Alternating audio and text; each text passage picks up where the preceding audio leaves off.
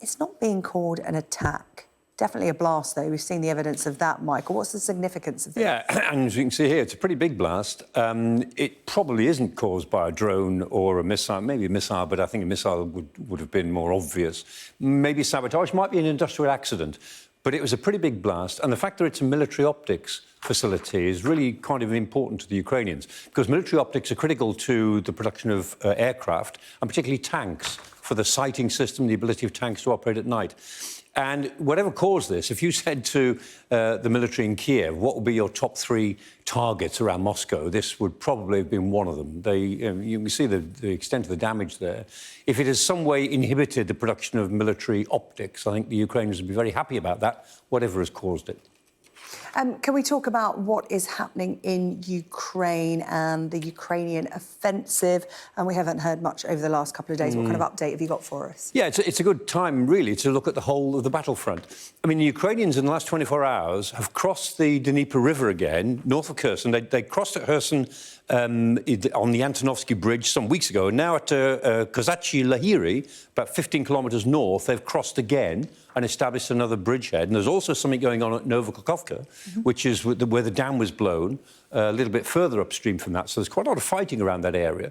Possibly the Ukrainians are using that as a distraction. Maybe it's going to be another front. Most of their activity is in this area, in the south. South from Orikhiv, south from Velika Novosilka. There's heavy fighting going on around Robotin and Storomaisk. And the Ukrainians are clearly trying to break through there. Whether that'll be the main effort, we don't know, but they're certainly putting a lot of effort into that. South of Bakhmut, again, they've picked up quite a lot of the high ground, which gives them the opportunity to move away from Bakhmut and maybe turn south. That's another possibility. But the Russians have put troops together around Kupiansk, or in a way to threaten Kupiansk.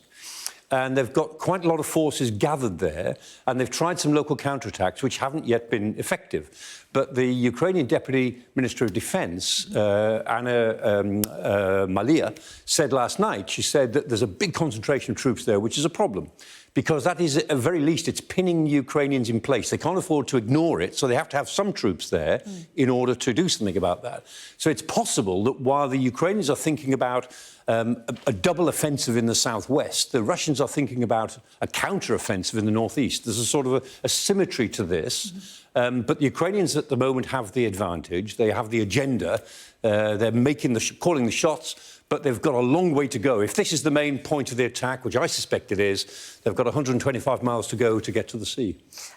You're keeping across what's happening on land, but also what's happening at sea, the Black Sea, just near Crimea. What activities happening there? Similar thing, in the sense that what we're looking at, that southern front, which would be up there on the map. In Crimea, the Ukrainians are trying to pressurise military support in Crimea, because the Russians use Crimea, of course, as their great supply base for all of their troops and equipment going north. And the Chonhar Bridge and the Henigest Bridge here, in this very sort of narrow line of communication into mainland Ukraine, has been hit.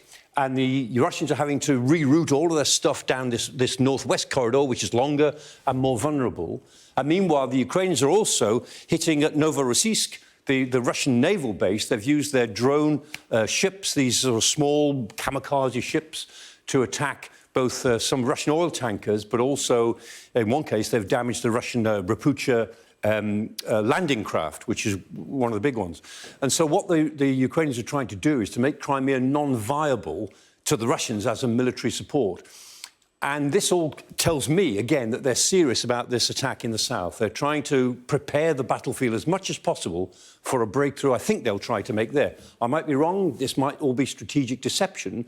But we're going to find out soon, because the Ukrainians are burning summer, and they can't afford to wait too much longer before they bring all of their forces. They've brought quite a few of them forward. They're not all fighting yet, but soon they'll all be fighting, and then we'll see where they really do intend to try to break through.